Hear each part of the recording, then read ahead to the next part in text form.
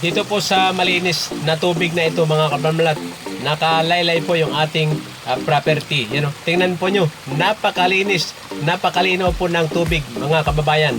You are watching Realty Philippines TV. Please don't forget to subscribe. Sa mga tumawag po nakaraan na kailangan po yung unlimited na source ng tubig, ito na po yung para sa inyo. Yan, tumawag lamang kayo sa mga cellphone numbers na naka-flash dyan sa ating screen mga kapamlat, para po mag-guide kayo papunta dito sa lugar na ito. Okay, ang ating location po ay Antipolo City, Barangay San Jose, Antipolo City mga kababayan. At ang isa pang kagandahan mga kapamlat, yan, naka-frontage po tayo sa Barangay Road, almost mga 200 meters. At dito po sa ilog or sa creek ay nasa 300 meters mga kapamlat. Yan, maraming pananim.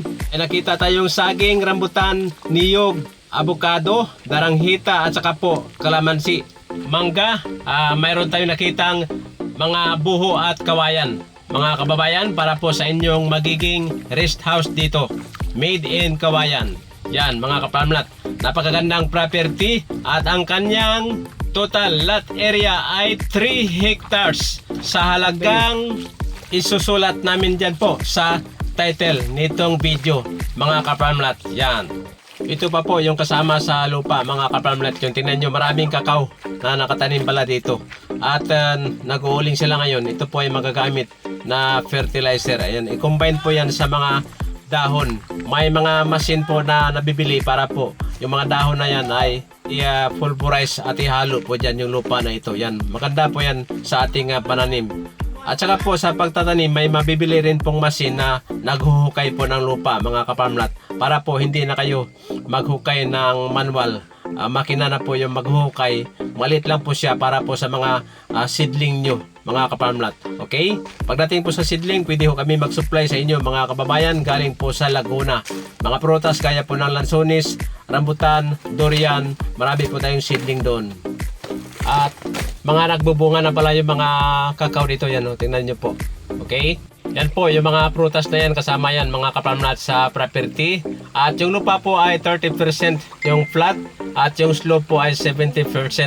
Diyan sa taas po ay Barangay Road mga kapamlat. Makakapasok po yung inyong sasakyan. Innova, yung matataas lang po. Yung sedan ay hindi pa po.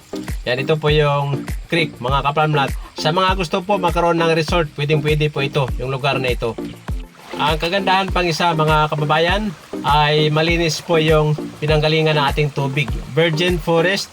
Yan, dyan sila kumukuha po ng mainom. Yan po, tingnan nyo. Papunta po yan sa community dyan sa kabilang part nitong property mga kapamlat.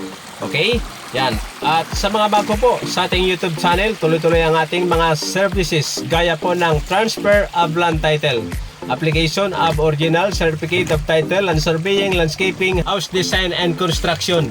Gaya po ng paggawa po ng magandang kubo, parang kaliskis po ng isda, yung inyong bubong mga kapamlat. Made in Anahaw at saka po sa Nipa. Yan. Ganun po yung mga pwede natin itulong sa inyo mga kapamlat pag nakabili kayo ng mga property. Pati po sa mga wala pong magiging caretaker ng inyong property, pwede ho ako magrekomenda mga kapamlat. Yan. At bago tayo magtapos, yan, binabati ko po lahat ng mga taga West 107.5. Yan, mabuhay po tayong lahat sa mga taga-pakinig at taga-subaybay sa West 107.5 mga kapamlat. Yan po, marami po salamat at muli from Antipolo City. Ako ang inyong kapamlat, Rosindo Saminyan. Kayo po ay nakikinig at nanonood sa inyong #1 Real Estate Referral Channel, Realty Philippines TV. Mabuhay tayong mga Pilipino.